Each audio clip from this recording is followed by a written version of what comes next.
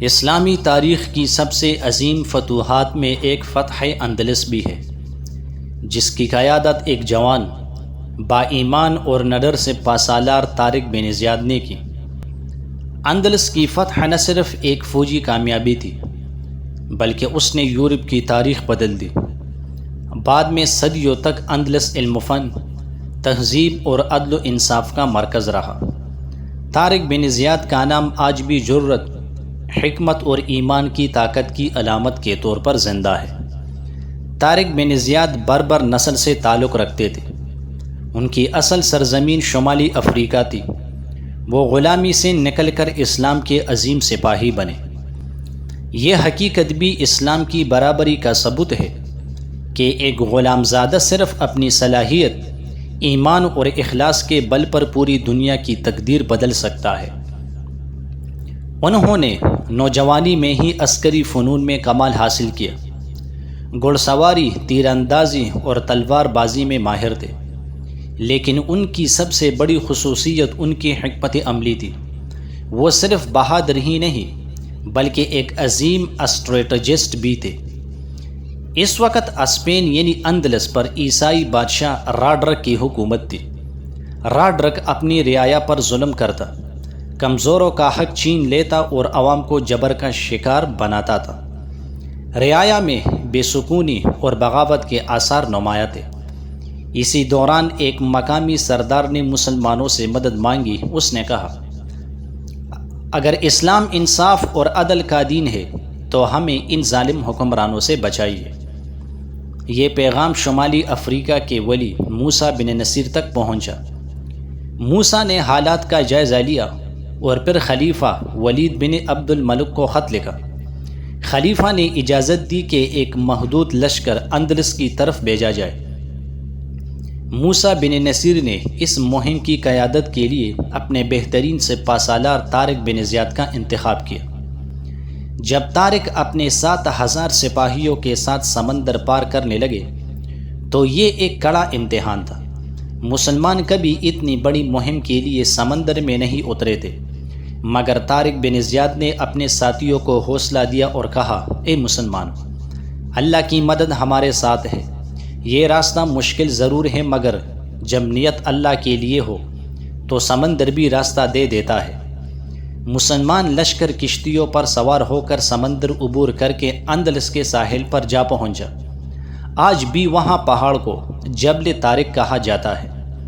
اندلس پہنچ کر سب سے مشہور اور ایمان افروز واقعہ پیش آیا۔ طارق بن زیاد نے اپنی فوج کے سامنے ایک حیرت انگیز حکم دیا۔ انہوں نے لشکر کو کہا کہ اپنی کشتیاں جلا دو۔ سپاہی حیران رہ گئے۔ ایک سپاہی نے کہا، اے سردار، اگر ہم واپس جانا چاہے تو پھر کیا کریں گے؟ طارق بن زیاد نے آسمان کی طرف اشارہ کیا اور بلند آواز میں کہا، واپسی کا کوئی راستہ نہیں۔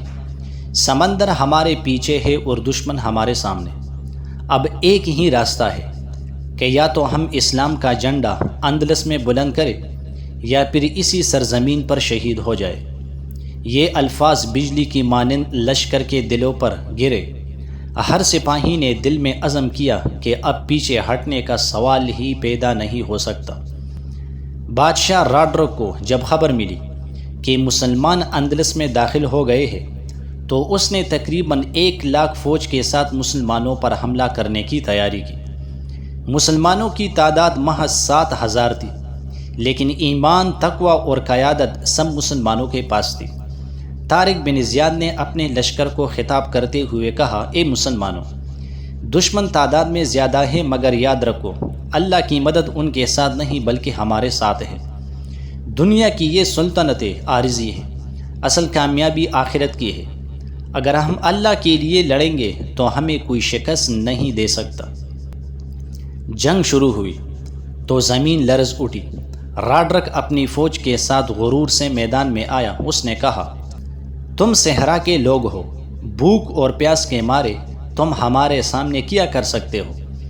طارق بن زیاد آگے بڑھے اور للکار کر کہا، ہم اللہ کے سپاہی ہیں، تمہارے ظلم کو مٹانے آئے ہیں۔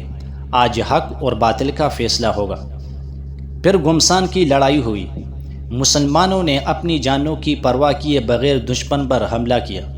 طارق بن زیاد خود آگے بڑھ کر صف اول میں لڑے۔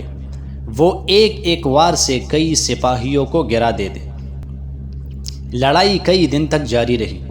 آخرکار مسلمانوں نے رومی لشکر کو توڑ دیا۔ بادشاہ راڈرک خود بھی مارا گیا۔ کچھ روایات میں ہے کہ وہ بھاگتے ہوئے دریا میں ڈوب گیا۔ مسلمانوں نے اللہ کی مدد سے ایک ایسی فتح حاصل کی جس نے یورپ کی تاریخ بدل ڈالی۔ فتح کے بعد مسلمانوں نے اندلس میں عدل و انصاف کی بنیاد رکھی۔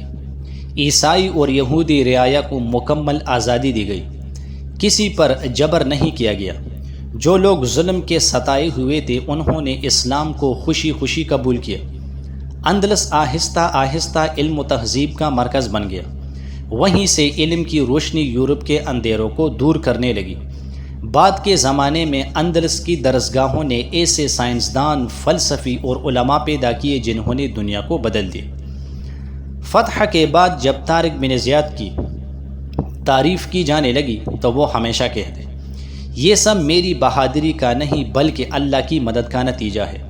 میں تو اللہ کا ایک عاجز بندہ ہوں۔ ان کی عاجزی اور اخلاص ہی ان کی اصل پہچان تھی۔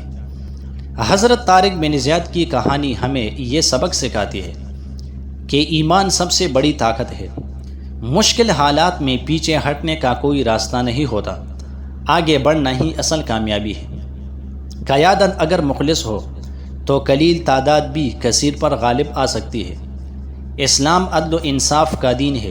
فتح کے بعد بھی ظلم نہیں بلکہ انصاف قائم کیا جاتا ہے۔